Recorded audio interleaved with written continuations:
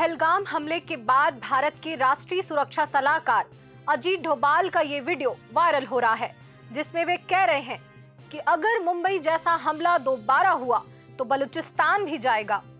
NSA Doval ने 11 साल पहले ऐसा क्या कहा था, पहले देखिए ये video. Once they know that India has shifted its gear from the defensive mode to defensive offense, they will find that it is unaffordable for them. You can do one Mumbai, you may lose Balochistan. 11 साल पहले NSA Doval ने ऐसा क्यों कहा था और आज बलूचिस्तान में चल रहे संघर्ष में भारत की कोई भूमिका है या नहीं, इस तरह का कोई दावा हम नहीं कर रहे हैं। लेकिन हम आज आपको बलूचिस्तान में चल रहे संघर्ष की एक ऐसी महिला की आवाज से रूबरू कराएंगे जो पाकिस्तान की सत्ता को डरा रही है। क्या एक अकेली महिला की आवाज पूरे सिस्टम को हिला सकती है? बलूचिस्तान की धरती पर इन दिनों कुछ ऐसा ही हो रहा है। एक तरफ मेहरंग बलोच, एक डॉक्टर, एक बेटी और बलूचों की उम्मीद, दूसरी तरफ पाकिस्तान सरकार जो उन्हें आतंकवादी बता रही है। आखिर क्या है ये पूरा मामला, क्यों जल रहा है बलूचिस्तान? चलिए इस कहानी को समझते हैं, जो सवाल उठाती है और सोचने पर मजबूर करती है। नमस्कार, मैं हूं पूनम ऋतु और आप देख रहे हैं द लेंस। बलूचिस्तान पाकिस्तान का सबसे बड़ा लेकिन सबसे कम आबादी वाला प्रांत, प्राकृतिक संसाधनों से भरपूर, इसके बावजूद विकास और मानव अधिकारों के गंभीर अभाव से जूझता बलूचिस्तान, यही वो प्रांत है जो भारत के विभाजन के बाद करीब 227 दिनों तक स्वतंत्र और संप्रभु राज्य रहा और 1948 में जबरदस्ती पाकिस्तान में शामिल कर लिया गया। पाकिस्तान बनने के बाद से ही बलूचिस्तान में विद्रोह की आवाज उठती रही, लेकिन चीन की एंट्री के बाद से स्थिति और गंभीर हो गई। पाकिस्तान ने बलूचिस्तान का ग्वादर पोर्ट चीन को दे दिया, जिससे स्थानीय बलोच इसके खिलाफ में विरोध प्रदर्शन करते रहे हैं।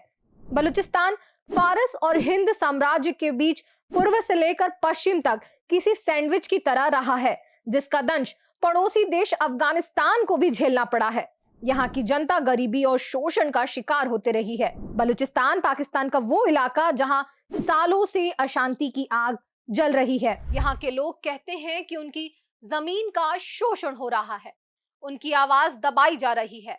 इसी लड़ाई की एक मशाल है मेहरंग बलोच। 31 साल की ये महिला पेशे से डॉक्टर है, लेकिन उनकी जिंदगी का मकसद है अपने लोगों को इंसाफ दिलाना। उनकी कहानी तब शुरू हुई जब साल 2009 में उनके पिता को अगवा कर लिया गया। 2011 में उनका शव मिला, फिर 2017 में उनके भाई गायब हुए। इन दर्दनाक घटनाओं ने मेहरंग को सड़कों पर उतार दिया। उन्होंने बलूच यकजहाती समिति यानी BYC बनाई और बलूचिस्तान में गायब लोगों के लिए आवाज उठानी शुरू की। 2023 में उनका 1600 किलोमीटर लंबा मार्च तुर्बत से इस्लामाबाद तक सुर्खियों में आया। लाखों लोग उनके साथ जुड़े, लेकिन अब तस्वीर बदल गई है। 22 मार्च 2025 को पाकिस्तान पुलिस ने मेहरंग और उनके 150 साथियों को गिरफ्तार कर लिया।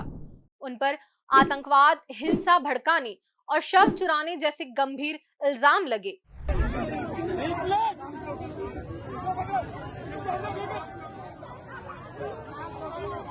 ये मामला जाफर एक्सप्रेस ट्रेन पर हुए हमले से जुड़ा हुआ है, जिसमें 11 मार्च को बलोच लिबरेशन आर्मी ने 26 सैनिकों को मारा था। पुलिस का कहना है कि मेहरंग ने मारे गए लोगों के साथ शव मुर्दा घर से जबरन लिए, लेकिन BYC का दावा है कि वो शांतिपूर्ण धरने पर थी और पुलिस ने बर्बरता की।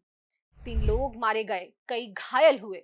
अब बलूचिस्तान में हड़ताल और प्रदर्शन चल रहे हैं। क्वेटा में इंटरनेट बंद है, लोग सड़कों पर हैं।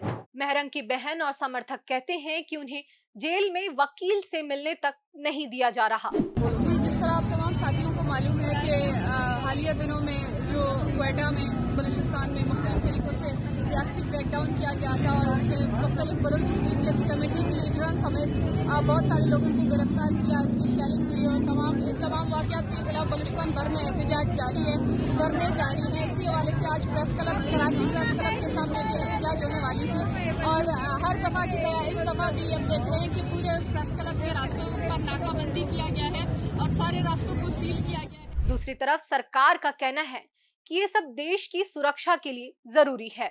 ये पहली बार नहीं है। बलूचिस्तान में आजादी की मांग और मानवाधिकारों की लड़ाई सालों से चली आ रही है। बीएलए जैसे संगठन हिंसा का रास्ता चुनते हैं, लेकिन मेहरंग और बीवाईसी शांति से लड़ रहे हैं, फिर भी सरकार उन्हें चुप कराना चाहती है। एमनेस्टी इंटरनेशनल और यूएन तक ने इसकी निंदा की है। सवाल ये है, क्या सच दबाया जा सकता है? मेहरंग को 2025 के नोबेल शांति पुरस्कार के लिए नामांकित किया गया है, जिसकी पुष्टि उन्होंने खुद की है। मेहरंग ने अपने ट्विटर पर पोस्ट करते हुए लिखा कि मुझे ये बताते हुए सम्मानित महसूस हो रहा है, लेकिन ये सिर्फ मेरे लिए नहीं है, बल्कि उन हजारों बलूचों के लिए है जिन्हें जबरन गायब कर दिया गया है। इसके लिए उन्हें कई प्रतिष्ठित संस्थानों ने साल 2024 की 100 प्रभावशाली महिलाओं की सूची और उभरते वैश्विक नेताओं में शामिल किया है। मेहरंग बलूच सिर्फ एक नाम नहीं, बलूचिस्तान की उस दर्द की आवाज है जो सालों से अनसुना कर दी गई है। उनकी गिरफ्तारी ने दुनिया का ध्यान खींचा है। ये कहानी खत्म नहीं हुई है, ये तो अभी शुरू हुई है।